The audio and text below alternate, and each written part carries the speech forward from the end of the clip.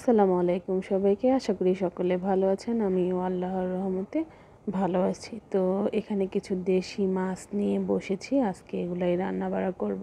তো এগুলা সম্পূর্ণ আমাদের দেশি মাছ, গ্রাম থেকে আসার সময় এনেছিলাম। এখানে আছে কিছু বাটা মাছ, কিছু দেশি পুঁটি মাছ এবং বাইল্লা মাছ। আমাদের এলাকায় এটাকে বাইল্লা মাছ বলে, শহরে বেলে মাছ বলে। তো বাটা মাছগুলোকে আজকে আমি রান্না করব ডাঁটা দিয়ে, এবং পুঁটি মাছগুলোকেও রান্না করব ডাঁটা দিয়ে। তো হাতে মাখিয়ে রান্না করব, সেই প্রসেসিং চলছে। তো বাটা মাছগুলো খুব সুন্দর করে কেটে পরিষ্কার করে নিয়েছি। এখন এখানে দিয়ে দিয়েছি ডাঁটা কেটে, এবং দিয়েছি পেঁয়াজ কুচি, এবং কাঁচামরিচ ফালি করে দিয়েছি। দিয়ে দিলাম হলুদ, মরিচ এবং ধনিয়ার গুঁড়া। তো এগুলাকে হাতে মাখিয়ে রান্না করব। জানি না আপনারা কেউ হাতে মাখা তরকারি খান কি না। আমার এলাকাতে এই বাঁচা মাছগুলো হাতে মাখা রান্না খুবই মজা হয়। আমার এলাকাতে হাতে মাখা তরকারির খুব কদর। তো দিয়ে দিলাম লবণ। এখন এখানে দিয়ে দিব আদা ও রসুন বাটা। অনেকে আদা রসুন বাটা খান না, যারা না খান তারা ইগনোর করবেন। আর এই মাছগুলো আমি গ্রাম থেকে নিয়ে এসেছি, একদম তাজা ফ্রেশ ফ্রেশ নদীর মাছ। তো এখন এখানে সয়াবিন তেল দিয়ে দিব, আর দিয়ে দিলাম শাক বাটা। তো শাক বাটাটা আমার অঞ্চলে পপুলার একটা মশলা। তো সয়াবিন তেল দিয়ে দিলাম। সব কিছুই আমি আমার অনুমান মতো দিয়েছি। আপনারা যদি কেউ এই মাছটা খান, আপনারা আপনাদের মতো করে করে নেবেন। তো এখানে খুব সুন্দর করে হাতে মাখিয়ে নেওয়া হচ্ছে। আর হাতে মাখাচ্ছে আমার মা। তো ওনার হাতে মাখা এই বাঁচা মাছের তরকারি খুবই খুবই মজা। আর মায়ের হাতে সব কিছুই তো সবসময় ভালো লাগে, এটাই স্বাভাবিক। তো বাঁচা মাছ এবং পুঁটি মাছ দুইটাই আমি আজকে রান্না করব ডাঁটা দিয়ে, এবং আলাদা আলাদা। এখানে পরিমাণ মতো পানি দিয়ে দিব। ডাঁটাগুলো কচি আছে, এটার জন্য বেশি পানির প্রয়োজন নেই। আর হাতে মাখা তরকারিতে অত বেশি পানি লাগে না, এটা মোটামুটি যারা হাতে মাখা তরকারি খান সকলেই জানেন। তো এটা মাখা হয়ে গিয়েছে। এখন পুঁটি মাছগুলো মেখে নেব। এই দেখতে পাচ্ছেন একদম দেশি পুঁটি। এখানে ডাঁটা দিয়েছি, আর কাঁচামরিচ দিয়েছি, এবং পেঁয়াজ কুচি করে দিয়েছি। তো এখন এখানে একে একে বাকি সব মশলাগুলো দিয়ে দিলাম সয়াবিন তেল। তো তারপরে অন্যান্য মশলা দিব। দুইটা তরকারি একই রকম নিয়মে রান্না হচ্ছে, হাতে মাখিয়ে। দিয়ে দিলাম আদা ও রসুন বাটা। আবারও বলছি, যারা আদা ও রসুন বাটা খান না তারা স্কিপ করে যাবেন বিষয়টা। অযথা কোনো বাজে মন্তব্য করবেন না। দিয়ে দিলাম হলুদ, মরিচ এবং ধনিয়ার গুঁড়া। আমি মশলা মিক্স করে নিয়েছি একসাথে 3 রকমের। আমি আমার পরিমাণ মতো দিয়েছি, আপনারা ঝাল যে যেরকম খাবেন সেরকম দিয়ে নেবেন। তারপর এখানে লবণটা দেওয়া বাকি ছিল, লবণ দিয়ে দিলাম। এখন আবার খুব সুন্দর করে মাখিয়ে নিব। আমি একটু ঝাল বেশি খাই, একটু মশলা সেজন্য বেশি দিয়েছি। তো এখন খুব সুন্দর করে মাখিয়ে নিবে, এবং পরিমাণ মতো পানি দিয়ে দিবে। দুইটা তরকারি দুই চুলায় বসিয়ে দিব, আর শাক বাটা দিয়ে দিলাম। তো এই হাতে মাখা মাছগুলো মানে তরকারি খুব সুন্দর করে মাখাতে হয়। আসলে আপনার মাখার উপর নির্ভর করে আপনার তরকারির স্বাদ কেমন হবে। যে যত সুন্দর করে মাখাতে পারবেন তরকারির স্বাদ তত বেশি হবে। তো এই তো পরিমাণ মতো পানি দিয়ে দিলাম। এখন দুইটা হাঁড়ি দুই চুলাতে বসিয়ে দিব। তাড়াতাড়ি রান্না করার জন্য আর কি, দুই চুলাতে দুই হাঁড়ি বসিয়ে দেব। তো এক চুলাতে পুঁটি মাছ বসালাম, আর এক চুলাতে বাঁচা মাছ বসালাম। তো ভিডিও রেশিওটা একটু কম বেশি হতে পারে, সেটা একটু ইগনোর করবেন। আর সকলের কাছে অনুরোধ থাকবে, আপনারা যারাই ভিডিও দেখেন না কেন অবশ্যই ভিডিও দেখে একটা গঠনমূলক মন্তব্য করবেন। আপনাদের একটা মন্তব্য আমাদেরকে কাজ করার স্পৃহা আরও বাড়িয়ে দেয়। তো বাঁচা মাছের তরকারিটা ফুটে এসেছে, একটু নেড়ে চেড়ে ঢাকনা দিয়ে দিব।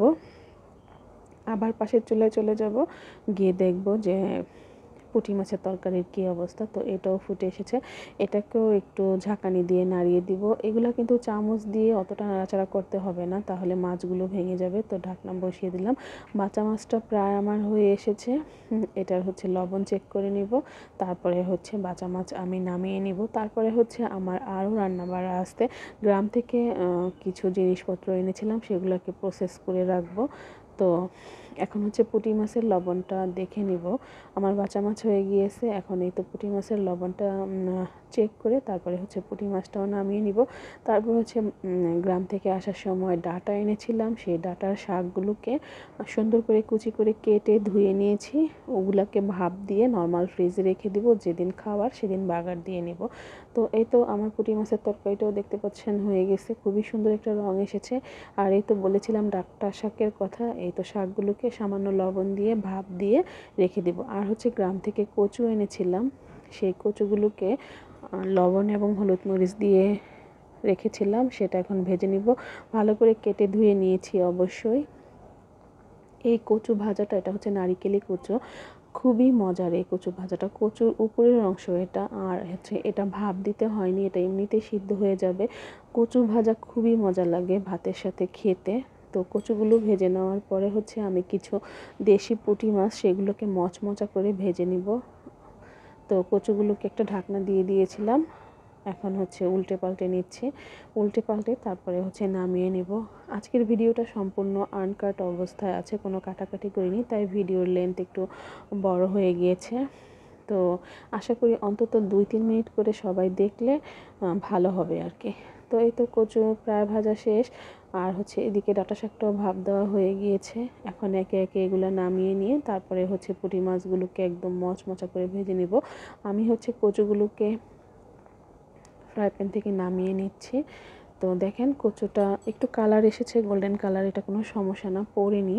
ক্যামেরার কারণে অনেক সময় একটু কালারের তারতম্য হয়, সেটা একটু ইগনোর করবেন। আর হচ্ছে কচু ভাজতে কিন্তু অত বেশি তেল লাগে না, কচুর থেকেও একটা তেল বের হয়। তো এই তো আমার কচু ভাজা শেষ।